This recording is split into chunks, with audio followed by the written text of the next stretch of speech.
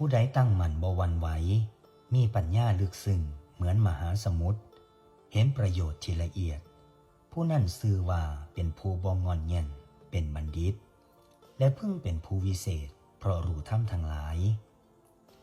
ผู้ใดเป็นพหูสูตรทรงธรรมและมักประพฤติธรรมสมควรแก่ธรรมผู้นั้นชื่อว่าเป็นบัณฑิตเช่นกันกับครูนั้นและเพิ่งเป็นผู้วิเศษเพราะรู้ธรรมทั้งหลายผู้ใดย่อมรู้ความหมายของพระปริยัติธรรมที่พระสัมมาสัมพุทธเจ้าตรัสไว้แล้วและครั้นรู้แล้วกระทำตามที่รู้ผู้นั้นชื่อว่า